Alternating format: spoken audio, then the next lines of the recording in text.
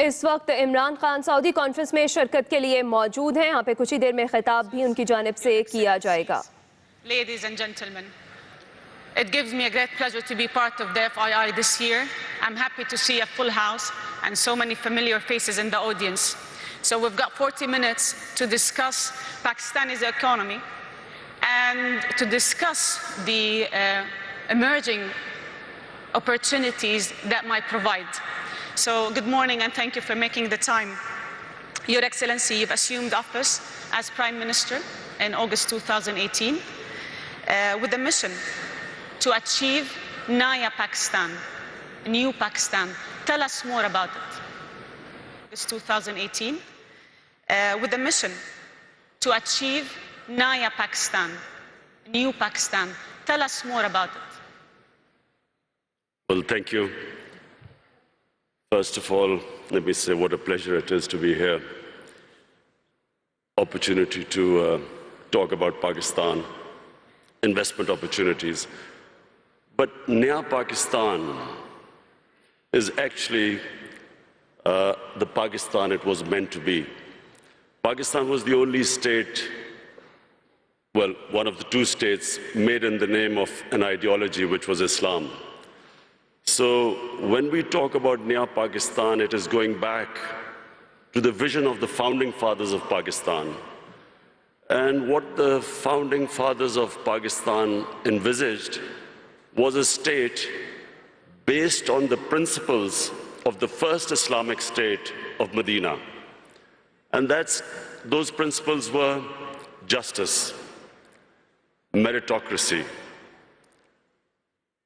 a welfare state where the state took responsibility for the weaker section of the society, and above all, state to educate its people.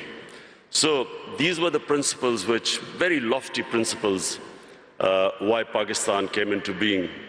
So when we talk about Naya Pakistan, it means going back to the principles of what the founding fathers stood for. And hence, the struggle to educate our people, develop our human resources, strengthen our institutions, especially of justice. Sadly for us, some of those principles are more visible in, say, the Scandinavian republics, say in Switzerland, say in New Zealand, than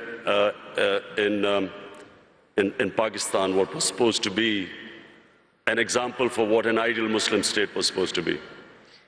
You've mentioned so many important points that I'm going to go back to one by one. So working on human capital, fighting corruption, empowering the economy. Walk us through the economic agenda of your government now. Well, you know, we have been in power for 60 days. We have inherited two big deficits: fiscal deficit, current account deficit. And so the immediate concern for our government is to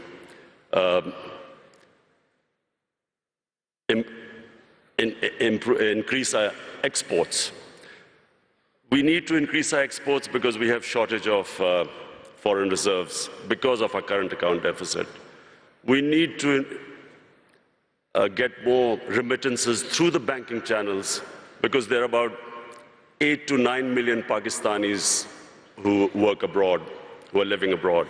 So we need to bolster our foreign exchange reserves, immediate improvement in exports, giving incentives to the exporters, getting Pakistanis to send remittances through the banking channels, because then we would have enough dollars. At the same time, clamping down on money laundering. It's a problem in most of the developing world where the money leaves the country through illegal channels. And then create the opportunities for investment.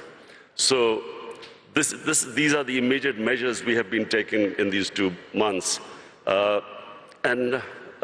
Obviously, to get through this difficult period, we're looking for loans.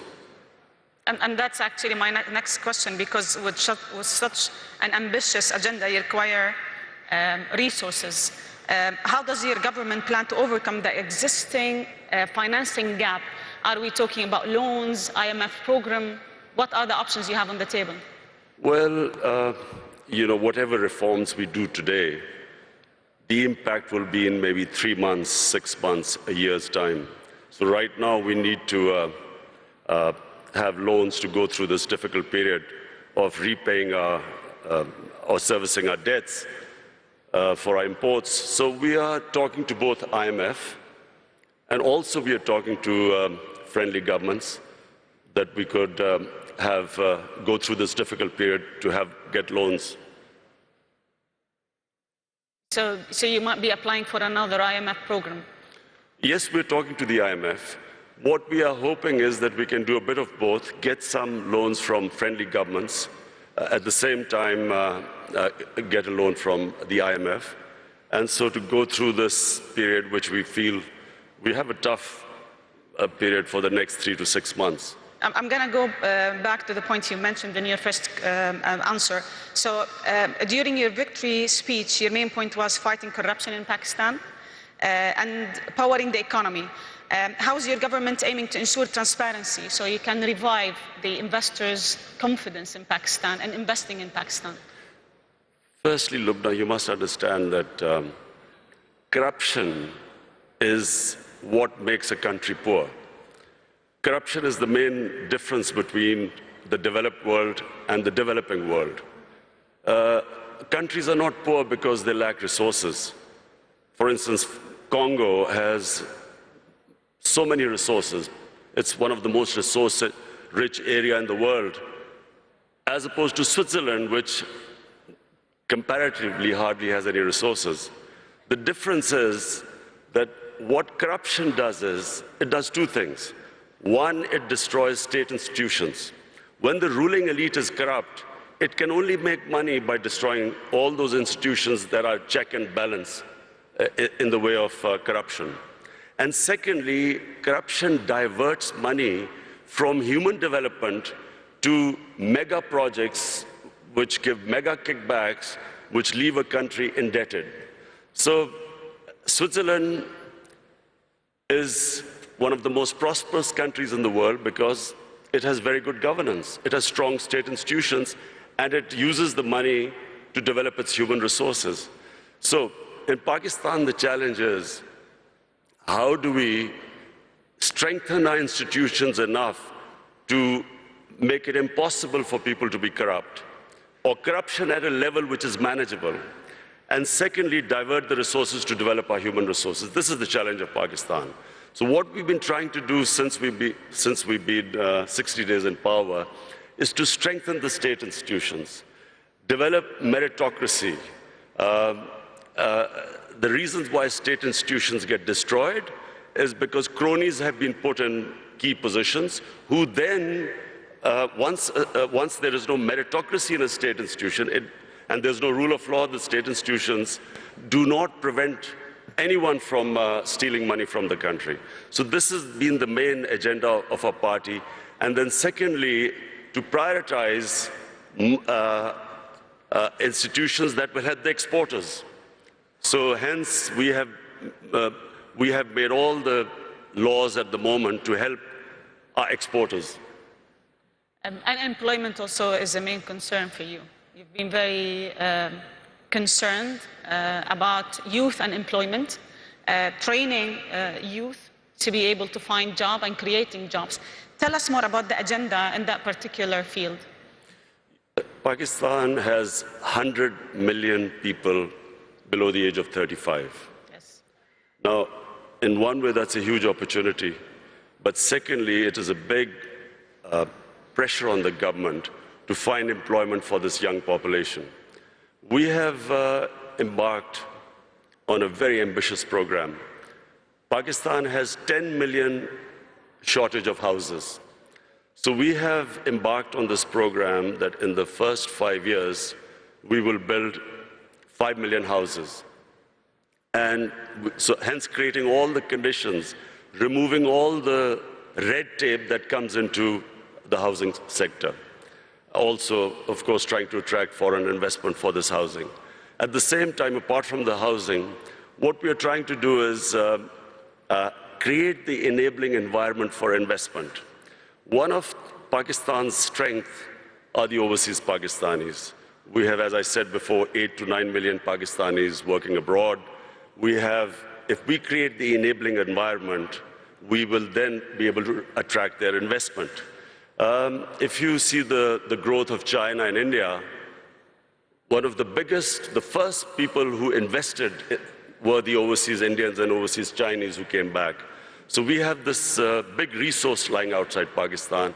Our main effort is to create the enabling environment, make it easy to do business, the ease of doing business, bringing down the cost of doing business, and attracting this investment. Speaking of China, you've always spoke about how good China is in bringing 700 million people out of poverty. And I think the China-Pakistan economic corridor, or what you call CPEC, is being debated a lot lately. I would like to understand more about it from a Pakistan angle. First of all, let me just say two things about China, which for Pakistanis is very attractive. One is that China is the only country in human history which brought out 700 million people out of poverty in 30 years. Secondly, China has, in the last 5-6 years, really clamped down on corruption. In the last 4 years, I think they convicted about 415 government ministers in corruption cases.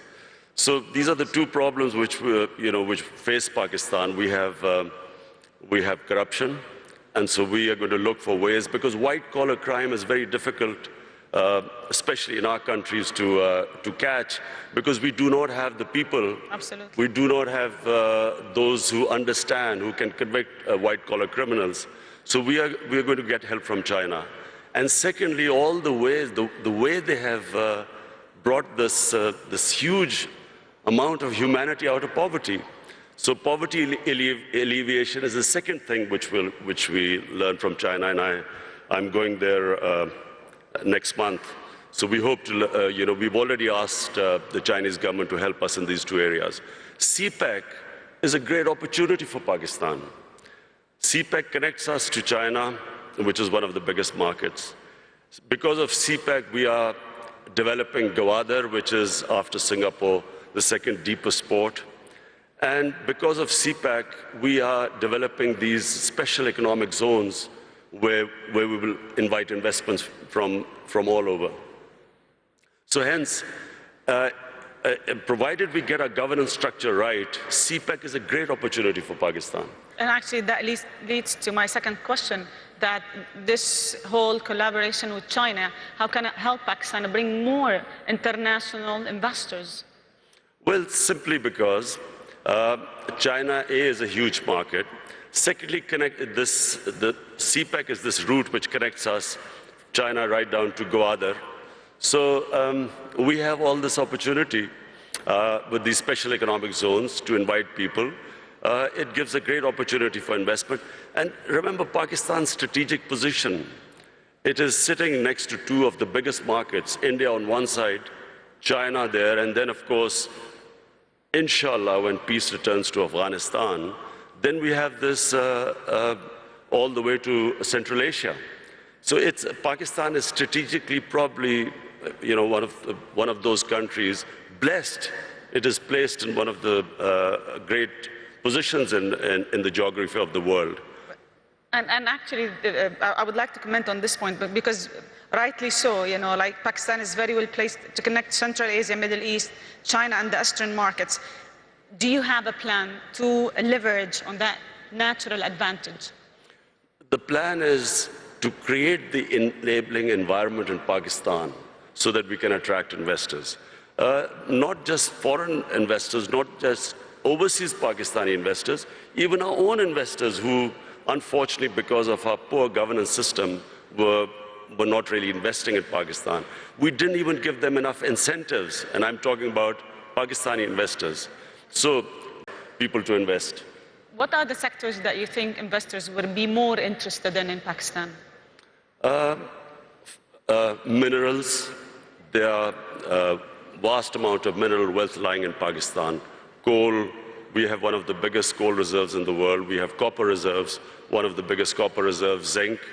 We have a lot of areas of gas which have not been explored at all. But then we have tourism. You see, Pakistan is one of the most diverse countries in the world. Pakistan starts with alpine in the north. We have alpine climate. And then from the highest, which is the second highest mountain in the world, which is K2, we go on to the sea. We have 12 climatic zones on the way. So we have, tourism has exploded in Pakistan. Our infrastructure cannot cope with the tourists. So that's one of the biggest opportunities to invest in our country. And then we have three types of tourism. We have religious tourism. North of Pakistan was the center of the Buddhist civilization. We have the oldest civilization in the world, which is the Indus Valley civilization in Mohenjo-daro. Peshawar is one of the oldest living cities in the world, 2,500 years old. Lahore, also one of the ancient cities. So Pakistan is a diverse country. It's unfortunately because of the war on terror, last 13, 14 years, we had this turmoil where tourism disappeared. But in the last 2 years, we have all records of tourism have been broken in our country. So that's a great area to invest. So you've mentioned 2 points, tourism and energy. You've spoken enough about tourism and what should happen and how the investment should be. But on housing is also, of course, 5 million houses we are building. That's another area we're expecting investment from abroad. Let me talk about energy, because I think finding a sustainable fuel and gas supply by investing in Pakistan's own production is vital for your economy. What's your plan to reducing energy dependency and really inviting international investors and local investors to invest in that particular field? You see, we have hardly had any investment in our mineral resources. And one of the reasons, as I said again, in the last 15 years, was this war on terror, where we became the center of terrorism, suicide attacks, and so investors would not come to Pakistan. Then we had last 10 years very poor governance, corruption. We did not give enough incentives for investors to come to our country. Now, thanks to our security forces, our intelligence agencies, Pakistan has controlled terrorism. It's within Pakistan now, we have really clamped down on terrorism. It's very secure. We still have problems, terrorism coming from Afghanistan, but that's why we are hoping that these peace talks, hopefully peace talks between Taliban and the Americans, we hope that once Afghanistan settles, then not only will there be no terrorism within Pakistan, but then we have this access all the way to Central Asia. So we did not have investment coming into gas, into other minerals, because we had turmoil in our country. Now with peace and stability, we have people coming in. We have some of the big giants in the energy sector now showing interest. In fact, in December, I think Exxon is coming in Pakistan. They're coming back to Pakistan. And also we want to give incentives for the people in the investors in the energy sector to come and invest in our country. Your Excellency, from here, from the FII, what message do you want to give the world about Pakistan? The message is that Pakistan is a country with great potential. In the 60s, Pakistan was growing faster than almost any country in Asia, and that's because we had the best governance system. We unfortunately lost our way. In the 80s, we ended up in what was the Afghan Jihad. We then had remnants of the Afghan Jihad throughout the 90s. 9/11, post 9/11, we suffered from terrorism. And then our governance system also, unfortunately, did not enable us to attract investment. Now, Pakistan, in my opinion, is ready. I repeat, the biggest resource in Pakistan are the 100 million Pakistanis below the age of 35. It's a huge potential in the country. We have a diverse, mineral-rich country, one of the most fertile lands in the Indus Valley Basin. So today, the country stands where it is probably right now is the best time for investors to come to our country. Thank you very much. I'm going to open the floor now for some questions. We've got around 10 minutes. So if you have any questions, please just mention your name and your institution. We've got some mics.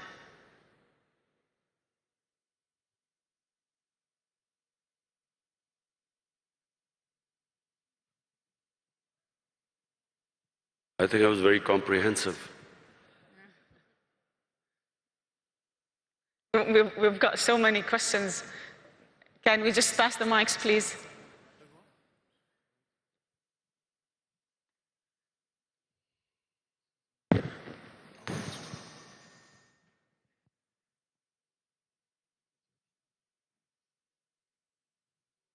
Bismillah ar-Rahman ar-Rahim.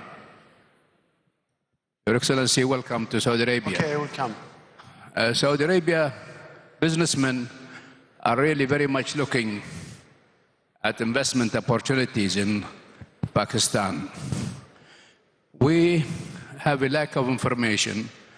I think we need to strengthen the economic section of the Pakistani embassy in Saudi Arabia so that the Saudi businessmen have full information. We believe, from our experience, with the expertise of Pakistanis working in Saudi Arabia, who really shared with us our experience of development, they really show a potential to build a great country in Pakistan, like helping us to build a great country in Saudi Arabia.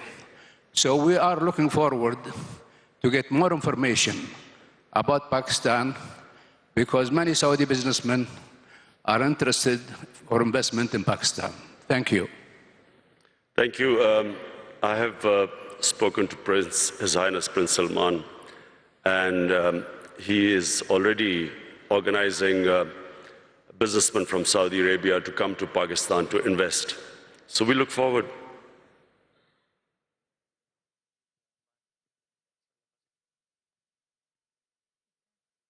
I'll take two more questions.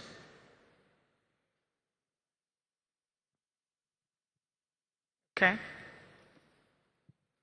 Hi, Imran. I'm Vikram from Tech Mahindra. Very inspirational talk. You did mention about 100 million people below the age of 30. And you mentioned about minerals and oil and gas. Don't you think information technology also could be an avenue for Pakistan? Yes, Vikram. Information technology could be one area where we could not only improve our exports, but also provide employment to our young people. Unfortunately, we did not concentrate like India did in information technology. We've got left a bit behind, but now we are concentrating, organizing our IT sector so we can develop it. Yes.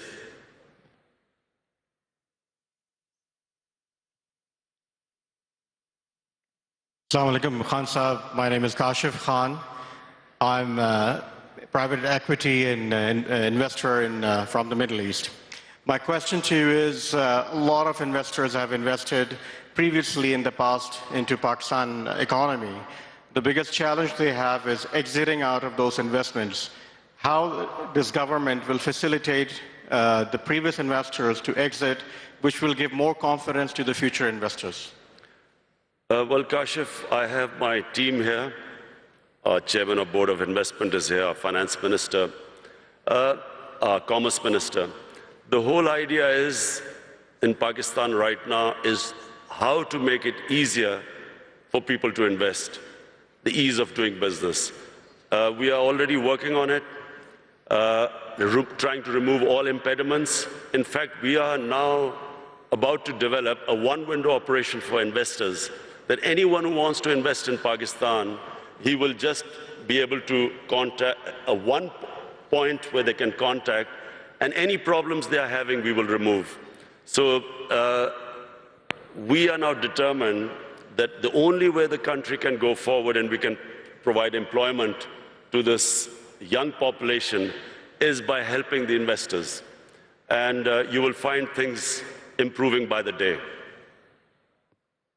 So we will have one more question before we wrap up. Heather Henyon from Mindshift Capital. Hello. Assalamu alaikum, Your Excellency. Welcome to Riyadh.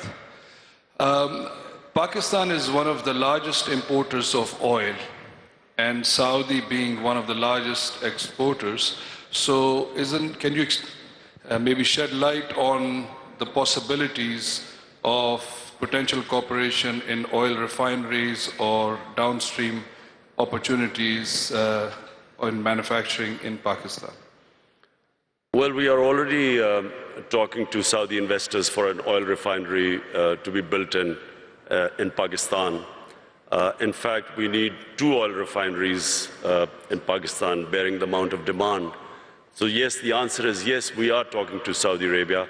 We have already met Saudi investors who just came over to Pakistan.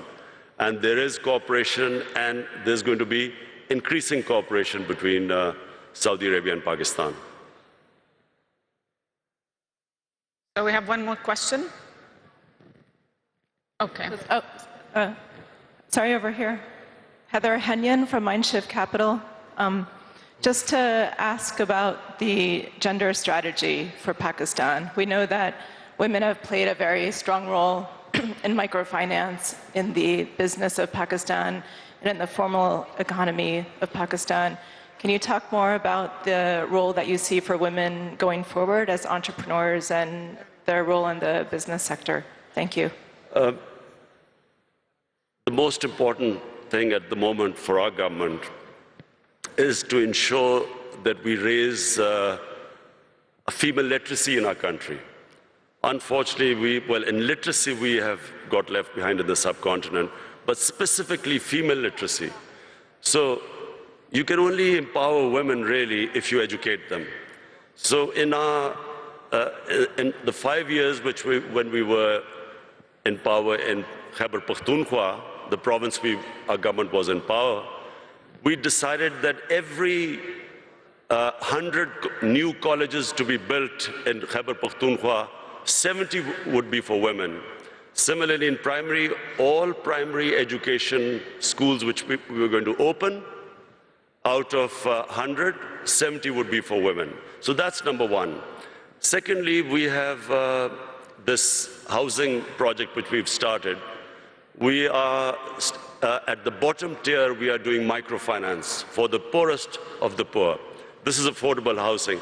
And for the poorest of the poor, we are introducing microfinance. And there also we are involving women, because we find that they are always in microfinance, they always pay back the loans much better than the ratio which men pay back.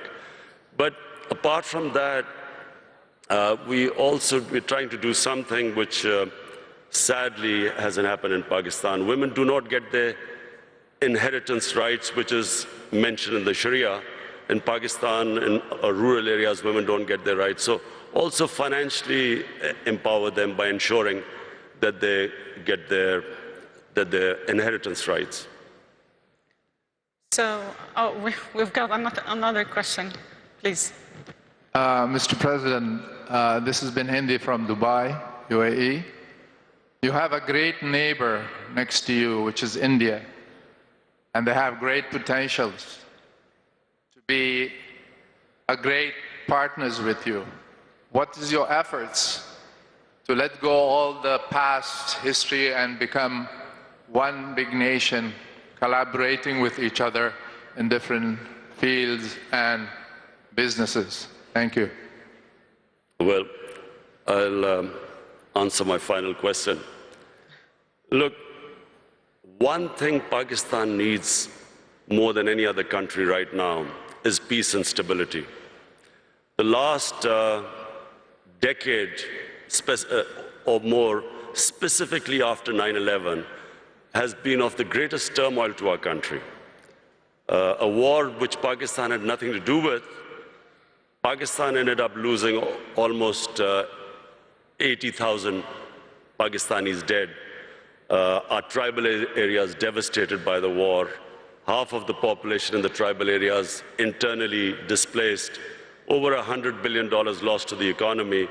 And one of the reasons why we are at the stage where I'm talking about the two biggest deficits, fiscal and current account deficit, is because of this instability and the war, where investment just dried up at Pakistan.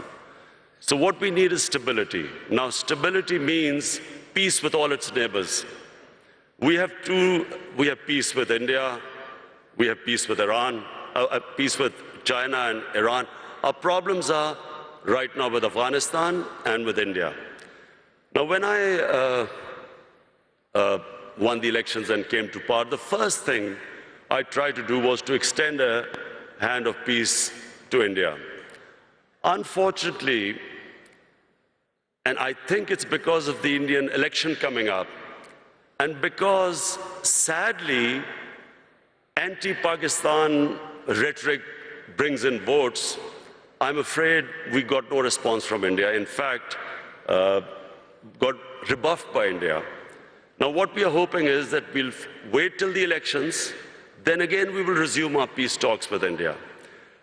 Peace with India is important not just for Pakistan, but for India as well. All the money that should be diverted to our human resources ends up being diverted to non-productive arms race.